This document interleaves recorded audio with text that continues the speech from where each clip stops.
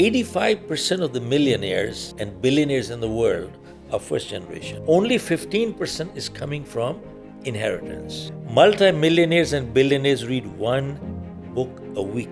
Warren Buffett reads 6 to 8 hours a day. Bill Gates is an avid reader. One good idea is worth $1 million. Question is, how many ideas do we need to succeed in life? All it takes is one.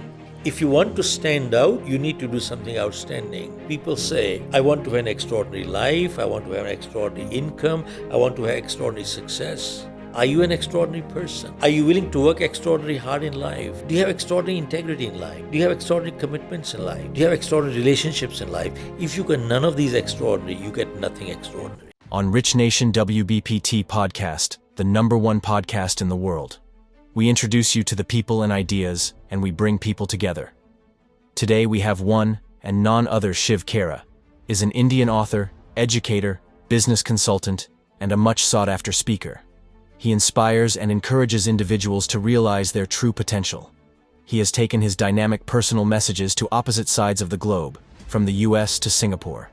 His 40 years of research and understanding has put millions on the path of growth and fulfillment. He was inspired by a lecture delivered by Norman Vincent Peale and followed his motivational teachings. Khera has written several books including You Can Win. Over 8 million copies of his books have been sold globally, including his international bestseller, You Can Win, in 21 languages. Tens of thousands have benefited from his dynamic workshops internationally in over 20 countries, and millions have heard him as a keynote speaker. He has appeared on numerous radio and television shows. Mr. Khera is the brand ambassador of the Round Table Foundation. He has been honored by the Lions International and Rotary International. Shiv Khera was born in a business family who used to have coal mines in Dhanbad, India. Soon after the nationalization of coal mines by the Indian government, he had to search for his own living. In his early years, he worked as a car washer, a life insurance agent, and a franchise operator before he became a motivational speaker. Please help me welcome Shiv Khera. I hope you guys enjoy the wisdom and pursue your dream in joy. Motivation is like fire. Unless you keep adding fuel to it, it dies. Just the way our bodies need food every day, our minds need positive thoughts every day. Otherwise, we all slip back. And people ask me, do you also get demotivated? My answer is yes, of course I do. And who doesn't? Because we all go through ups and downs, up and down. There are cycles and circles we go through in life, and that is true for all of us. So how do you keep yourself motivated? It's like an athlete. See, when an athlete stops practicing, does his stamina remain the same or go down? Answer is, it goes down. Same thing, the muscles, if they stop lifting weight, their muscles become flabby. Yeah. So it goes down. It doesn't remain the same. Similarly, motivation is like a battery. You keep using it, it gets discharged. You have to recharge. And that's how motivation is all about. But many times people say to me, people go through our programs, read my books, they get charged up and motivated. But then the next question is, how long will it last? And my question to them, reversely, is the food that you ate yesterday, how long did that last? See, the bath that you took yesterday, how long did that last? Yeah. See, unless we take a bath every day, we start stinking. Similarly, just the way our bodies need food every day. Now, body doesn't need just food, it needs good food. If we eat junk food, we'll fall sick. Absolutely. So we need good food. Similarly, our minds need positive thoughts every day to stay on target. Otherwise, we all slip back. This is human nature. I mean, I read books. At one time, I used to read about 30, 40 books a year. Now it's gone down to about 15 books. But I still read books most of the time when I'm traveling. And then besides that, I think every night when I go to sleep just before, and in the morning when I wake up, I listen to probably half an hour, 45 minutes of some good video somewhere. Now, this is my daily routine. It happens every day. You know, this is the difference between loneliness and solitude. Loneliness is the pain of being alone, and solitude is the pleasure of being alone. Solitude says, I am at peace with myself. I enjoy my company. That's solitude. That's not arrogance. It says, I enjoy my company.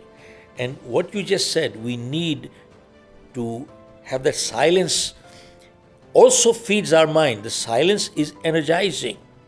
I also share with you one more thing which feeds our mind. In my book, You Can Achieve More, I've quoted a survey which said 85% of the millionaires and billionaires in the world are first generation. 85%. Only 15% is coming from inheritance. So they were asked, how did you achieve such financial success in such a short time? And the answer was that we read books. How many books? 50 books a year. That means one book a week. Look at this. Multi-millionaires and billionaires read one book a week. And Warren Buffett reads 6 to 8 hours a day. Bill Gates is an avid reader. Now, important thing is, they were asked, what kind of books do you read? They said, we don't read fiction. We don't have time to waste because fiction will remain fiction. They said, we read only self-help books. Why? It says one good idea is worth $1 million. And the question is, how many ideas do we need to succeed in life? All it takes is one. And now it shows that these people read one book a week. What does it show? There's a connection between learning and earning. Learn more, earn more. Learn more, earn more. Learn more, earn more. But there are many, many, many people. You know what they say? We don't have time to read anymore. We don't have time to read. Now, look at this. They said they don't have time to read. But they're the same people. They watch TV for 4 hours. Bold and beautiful, gold beautiful, I don't know what the hell it is. Yes. Whatever it is, 3-4 hours every day like this. And they watch it. But they said they don't have time to read. Look at this. And then they say, well, I don't have the money to buy books. You know, today you can get any book for free at any library. But they won't do it. They will never do it. And I learned one thing, that a serious reader will never borrow or lend books. Never.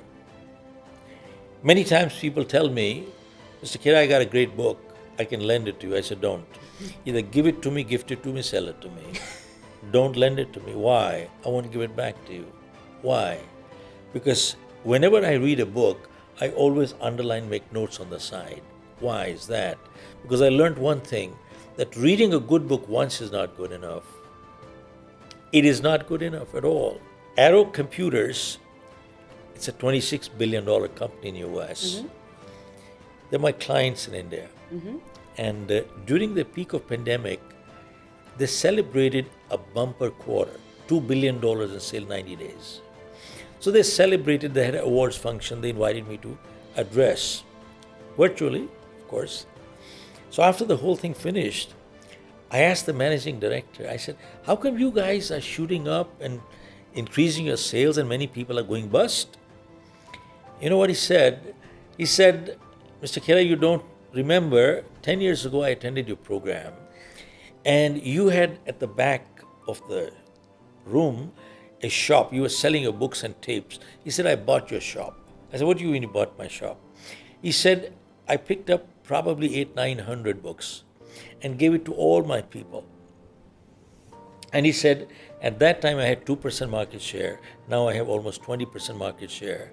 And he said, everybody in my company reads your book once a year. I have read your book at least 15-20 times. He said, if you ever forget a paragraph in your own book and you want to know where it is, call me, I'll tell you which page it is. I have read books 5, 6, 7 times, many books. And many times people tell me, I've read your book once. I said, you wasted your time and money too. You haven't got anything out of it. It's a joke. So it doesn't do anything. The book starts with the first sentence, that a person with a positive attitude cannot be stopped and a person with a negative attitude cannot be helped. But it's so true. And the first book was You Can Win, with the subtitle, Winners don't do different things, they do things differently. And this one is You Can Achieve More, with a subtitle, if you want to stand out, you need to do something outstanding. And many times when people see a success story, you know what they say? Must be at the right place at the right time. But you know, this is an incomplete sentence I put in my book. See, being at the right place at the right time is important. But you need to be the right person at the right place at the right time. If you are not the right person, You could still be at the right place at the right time and do nothing in life. But this is still incomplete. Not only do you need to be the right person at the right place at the right time, but you need to do the right thing at that time too. You could be the right person at the right place at the right time and not do the right thing, you get nothing in life. So the equation needs to be complete. And many times people say, I want to have an extraordinary life, I want to have an extraordinary income, I want to have extraordinary success. But interestingly, they need to ask, are you an extraordinary person? Are you willing to work extraordinarily hard in life? Do you have extraordinary integrity in life? Do you have extraordinary commitments in life? Do you have extraordinary relationships in life? If you get none of these extraordinary, you get nothing extraordinary. Balancing is an act, something that we go through all our life. And does it always take place in this world? Answer is probably not. But it is something that we keep striving towards all the time. So, important thing is that when I went from India, I come from a business family. We had coal mines in India, close to 1,000 people working for us. I didn't create the mines, I inherited them. And the mines got nationalized, the government took over. And right from being a mine owner, we came on the street. Yeah. Street means street. And I was married. Some people had money, we did not. My father had died when I was just about finishing college, and we were left with the liabilities and the assets were gone. And I was married only 4 weeks then. I remember a year later, my daughter was born, and I sold some of the last piece of my mother's jewelry to get released from the hospital. I did not have $10 to buy milk that night. And I know exactly where I went. About 45, almost 47 years ago, Merasan had opened up the shop at South X. In the evening, I went and sold some of the last piece of my mother's jewelry to get money. I didn't have $10. And then I tried my hands on 3 businesses with no money, and I failed in all 3. And finally, I left India. Went to Toronto initially, and we were sleeping on the floor, and I started life with a bucket in my hand, washing cars door to door. For about a year and a half, I was washing cars on the street. Gradually, got into selling life insurance, totally by accident. And I feel that was the best thing that ever happened to me in my life, selling life insurance. Now, why do I say that? People get irritated with the first no that they hear, and they don't understand that it is a rejection business. They have to have 10 no's before you get a yes in life. And the interesting part is that today's parents and teachers are teaching only 2 words to the kids: success and win. Success and win, success and win, success and win. That's about it. But you see, life always does not go up, up, up. It also goes down. These people have only been taught 2 words, success and win. They have never been taught how to fail and how to lose. And failing and losing is a reality for everybody, no matter who you look at it today. Today's generation, I feel they're so unprepared, because when they fail or when they lose, they don't know how to handle it. They go into deep depressions. They commit suicides. Look at the number of depression cases that are going on all over the world, and at what incremental level? Double-digit incremental levels going on there. And look at the IITians, greatest IQs these people have. Out of God knows how many millions of people, only 10,000 are selected in IITs. That's about it. Yeah. But who has one of the highest suicide rates? Also the same people. Because emotionally, intellectually, high IQs, very strong, emotionally, very weak. But you see, life, the way I see it, one needs to be emotionally strong to take a leadership role anywhere in the world. And that is true. And that's why when I sold life insurance, within first 3 months, my manager called me to fire me for non-performance. I told him, I said, look, I'm not that educated. I'm not a doctor, engineer, attorney, accountant. I'm a BCom 3rd division, failed in my 10th. That's my academics. And I said, how do you expect performance out of me? See, when I said that day somebody spoke very harshly to me, and I'm glad he did. And later on I realized it was not anger, it was concern. Yeah. He said to me, you shut up and listen to me. By the way, he didn't talk this politely. He shouted at me. And he said, you don't have a handicap, you got a bad attitude. And he said, it is people like you who not only ruin their own lives, but they also ruin their family's life too. And then he said, do you know who has a handicap in life? The doctor, engineer, attorney, accountant, they all have handicaps. I said, boy, I never heard that one. How do they have handicaps? He said, go check out all over the world. It is generally true, exceptions different. They all have chosen their field, they are stuck. Yeah. They all have chosen their field, they are stuck. And he said to me, you haven't chosen your field, don't you see the world is open to you? Beautiful. And I said, Joe, I never thought from that point of view. He said, now that you're fired, he said, you got all the time to think. He said, leave my office. 47 years ago, I left his office.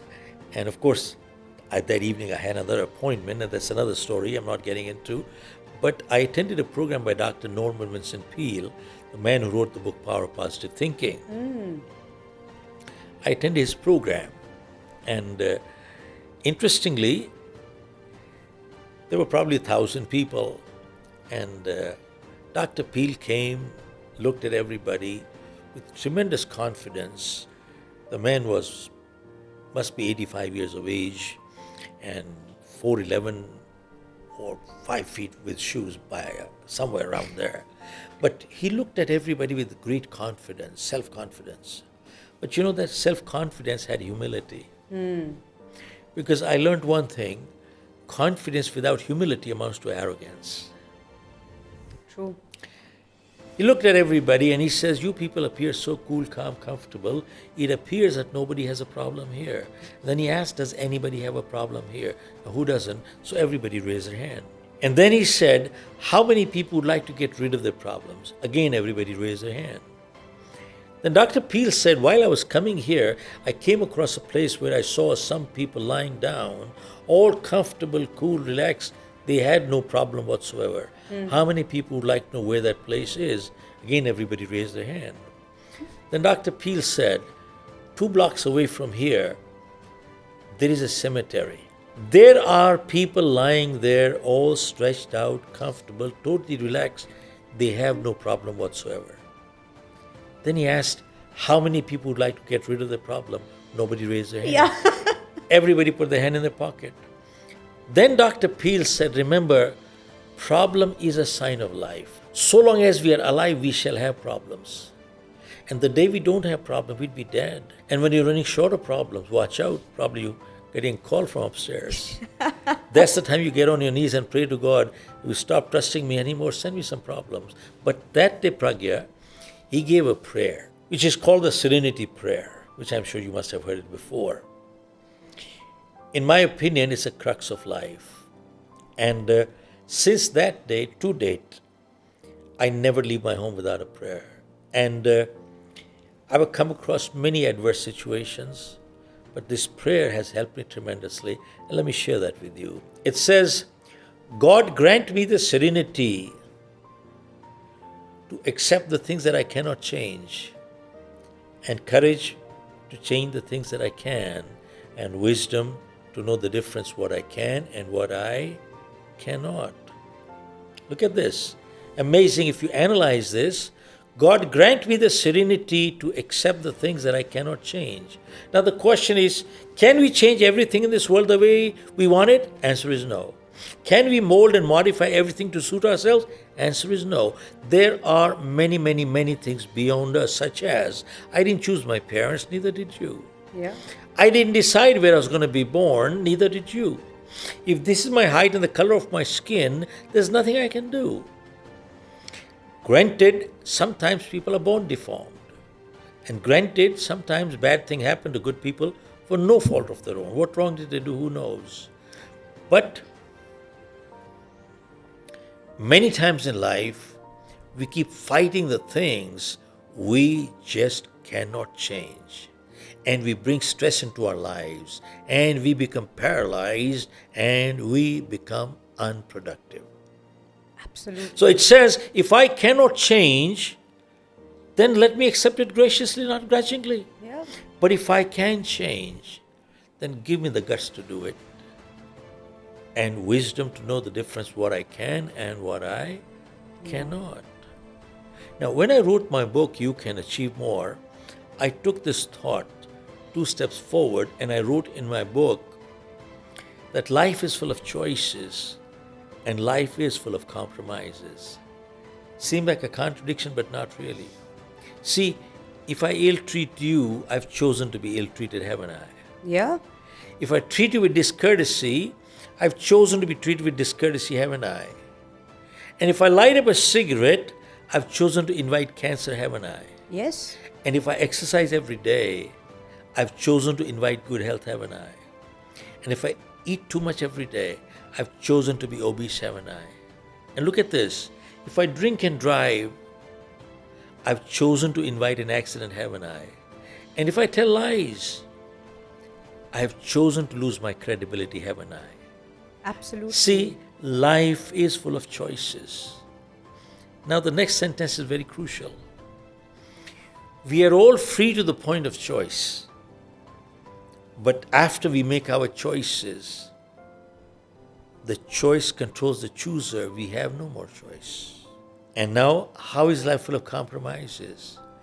As somebody said well, in life, we cannot choose the cards that are dealt to us. What we can choose is how we play the game. And sometimes nature gives us a lemon. The choice is ours. Do we cry or do we make lemonade? That's our choice. Many times, especially more so the press, they ask me, Mr. Khera, people who are successful, don't they make mistakes? And people who fail, don't they do positive things in life? And my answer is that people who are successful, they do make mistakes. But remember, making a mistake once in a while does not bring failure. Repeating the same mistake again and again is what brings failure. And doing something positive once in a while does not bring success either. Repeating the same positive behavior again and again is what brings success. I got married when I was 23. If I had a rewind button in my life, I'd probably get married 3 years earlier to the same lady. And Wow. absolutely, and I wouldn't trade that for anything. And you just talked about something else about choices. Remember, a positive thinker waits for destination. A fatalistic person waits for destiny. I repeat. A positive thinker has a destination. A fatalistic person has a destiny. Big difference in the two. I have a destination. Fatalistic people have a destiny. They don't know where they're heading. Yeah. Wherever they fall by default. But let me share with you, when I was fired from the insurance, and of course I'll share with you how I went back to him, to my manager, but I went back to my manager and I said, Joe, give me one more shot before you fire me. I make one commitment to you. I won't let you down because of my effort. Because if you fire me today, I don't know where to go. And the only place I know where to go is go back to washing cars, which I said I don't want to do it anymore. Yeah. I have a family to support, I have a little daughter, but give me one more shot.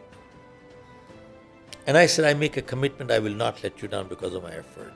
He looked at me and he said, Shiv, that's not your small one, that's your big one. And he said, I'll let you stay here only if you make a commitment not to me, but to yourself.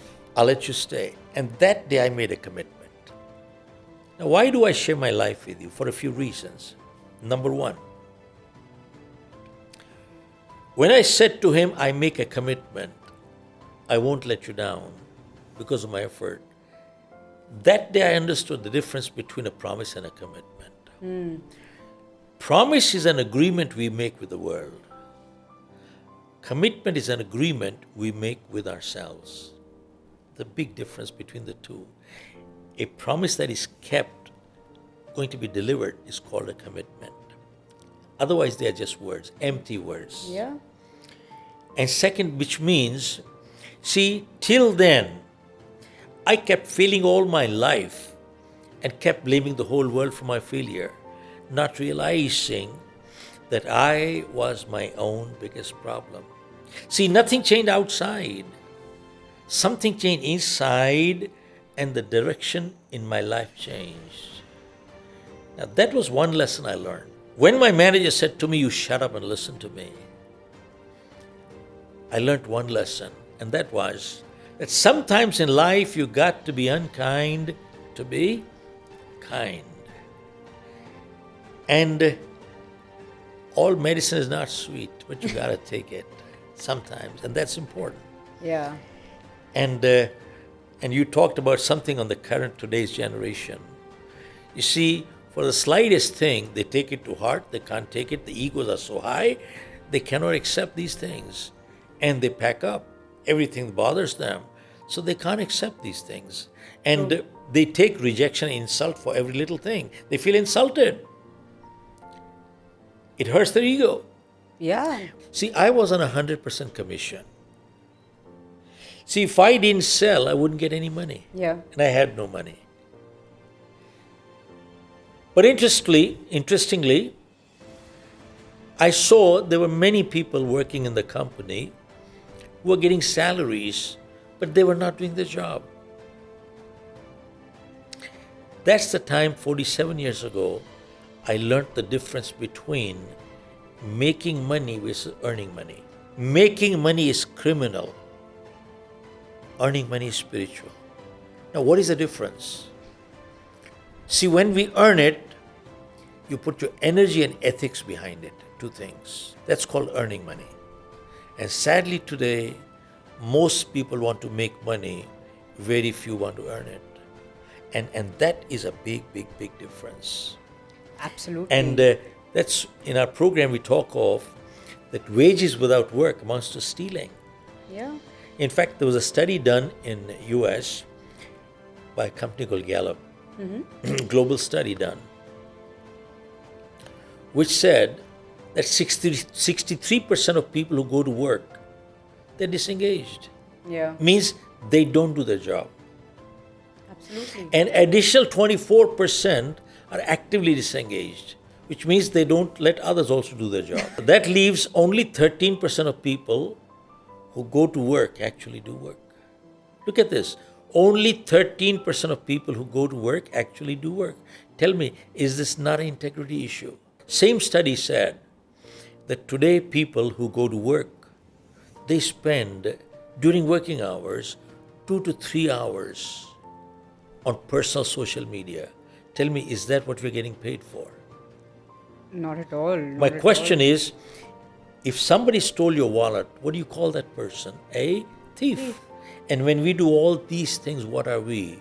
Thieves. See, not having the guts to face up to the situation. You know what they're doing? They're just postponing things. They're doing what's easy, not what's important.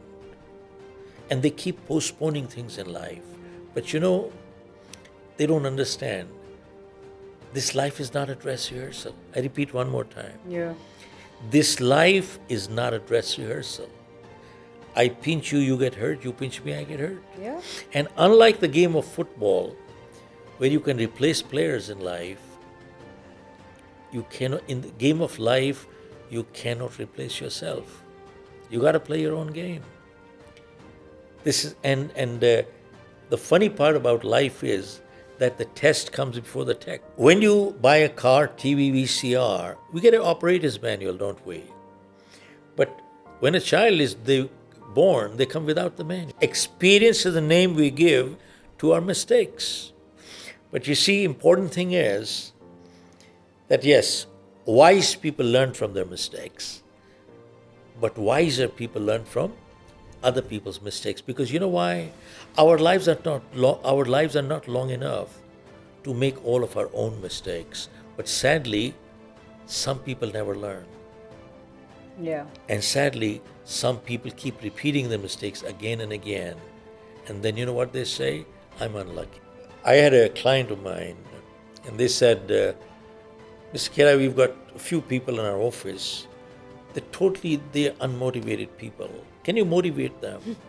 We've tried many programs, we got speakers, we've done this, done that. But nothing works with these people, and they just remain demotivated. So my answer was only one to them. I said, look, you can make a better donkey out of a donkey, but you can't make a racehorse out of a donkey. Probably that's the way nature is, and it's it. But those are extreme cases. But you talked about the book, and all I can say is one thing. Reading a good book gives you wisdom of ages in a capsule form. Now, you talked about something else at work environment. I was addressing the top 50 CHROs internationally, and one person said, "We have a skill gap, skill deficit." I said, "Really?"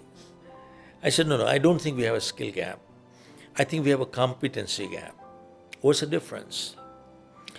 See, these are all HRO people. And then I said, what's the difference? I said, you tell me. And they couldn't understand that. I said, look, skill is an ability. Competence is ability along with the willingness and the desire to do the job. I said, there are many skillful people who are totally incompetent. Now, you say skill gap. If you say skill gap, you would have never hired them. You would never have hired them if you didn't get the skill right. And if they're not performing, you call it a skill gap? No, that's a competency gap. Means what is missing is the willingness and the desire to do the job. Attitude are missing, values. Today, all over the world, you find, we work in about 22 countries, you find that people issues are pretty similar all over the world. We're not experts in any industry, but people issues are similar. Sure. And you go check out all over the world, we are hired for our skills, but we are fired for our behavior. And the biggest challenge today most organizations are facing is two things. One, trust and accountability. Yeah. That's it. Trust and accountability. And all over the world you find, Pragya, we don't have business problems, we have people problems. And when we take care of our people problems, most of our business problems are automatically resolved. And the third thing is crucial, that the lower a person is in life, 90% of the time goes in technical skills, less than 10% people skills. And higher you go up, guess what? It just reverses. That's what life is all about. Absolutely. So again, it comes back to, see, I wrote an article which was just published in one of the HR magazines in Singapore. Mm-hmm. And I'm just sending it to New York Times for publication. Oh, I'd love to read it there. And you see, it said that with the speed of change, the way things are happening, products are getting obsolete the day they're getting launched. And knowledge is getting obsolete within 2 to 3 years. Check out engineering graduates. By the time they get to the 4th year, what they learned the first year became obsolete. Yeah. Check out medical graduates. By the time they get to the 4th and the 5th year, what they learned the first year became obsolete. So literally, it has become a cliche. The only constant is change. Yes. And with this scenario, either we have a great opportunity for those who are prepared, or we are in deep trouble. Now, when we say we have great opportunity for those who are prepared, question is, how can you prepare for the unknown? Yeah. So I wrote this article which said that going into the future, is there anything else which is constant other than change? And if there is, why not master the constants? Absolutely. Then no matter what, you're prepared. Yeah. So I wrote in this article which said, going into the future, the only people who will succeed in life are those who master 3 skills that are constant. They have never changed, they will never change. One is people skills. 2, persuasion skills. 3, prioritizing skills. Yes. They have never changed, they will never change. So I just shared with you the people skill part. Persuasion means what? Persuasion means ability to influence, ability to convince, Yeah. ability to negotiate, and ability to sell. That's called persuasion. True. Now, there are many people who say, I don't need it because I'm into IT, I'm into finance, I'm into operation, I'm into this. I don't need it. They are demonstrating basic ignorance of existence. Who doesn't need it? A candidate at a job interview, what's he doing? Selling. Yeah. For which he needs what? Persuasion skills. A boy girl proposing to get married, what are they doing? Persuading each other to get married. Yeah. A lawyer arguing in front of the judge, what's he doing? A politician giving speeches to get votes, what's he doing? Selling. And what am I doing right now in front of you on your podcast? I am selling. Look, I am sharing with you an idea which you may or may not accept it, depending on what? My ability or inability to persuade. And I have a book which says you can sell, on which the subtitle is, in life, results are rewarded, efforts are not. You know what it means? It means we judge ourselves by our intentions, but the world judges us by our actions. We need to understand the equation right.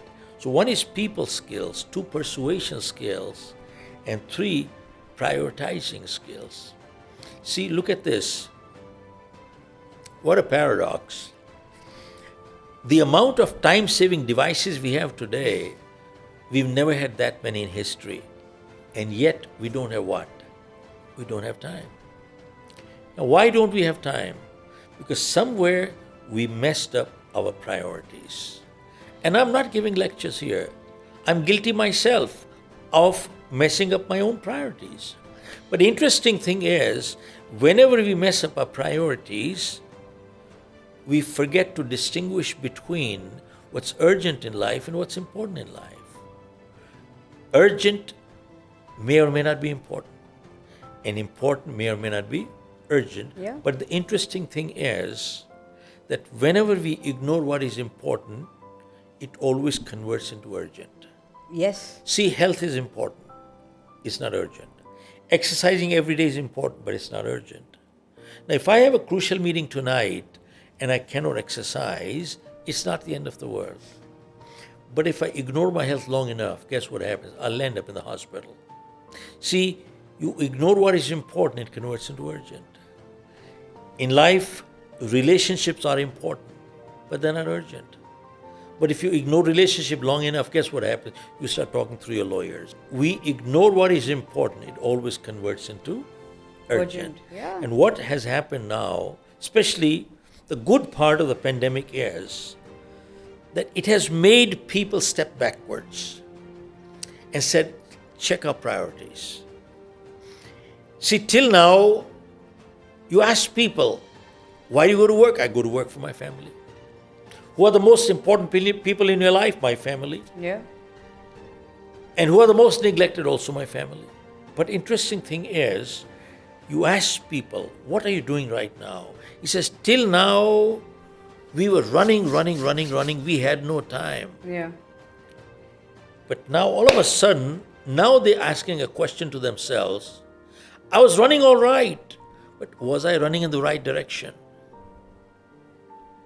So what this little thing has done is made them think and realize that in life, direction is much more important than speed. Direction is a lot more important than Yeah. speed. Being kind, nice, and empathetic doesn't mean you're a weak person. Today the empathies are missing. It's a dog-eat-dog world, and people are pulling each other, each other down, which is a crab mentality. Yes. See, people are not fed up with their own problems.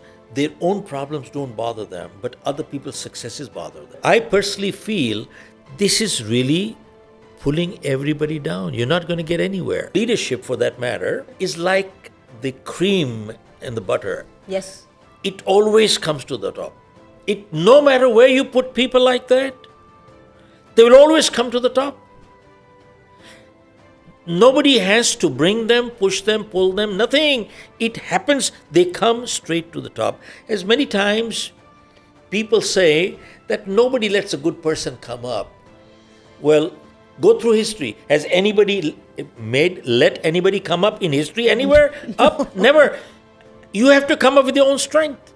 And if you don't have the strength, even if you do come up, you can't do a damn thing anyway. So what can you do?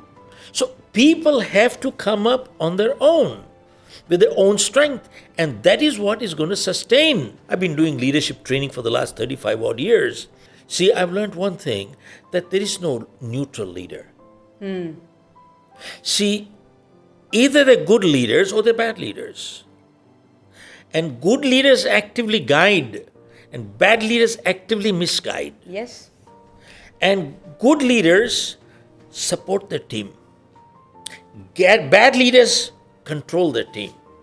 Oh, yes. And good leaders create more leaders.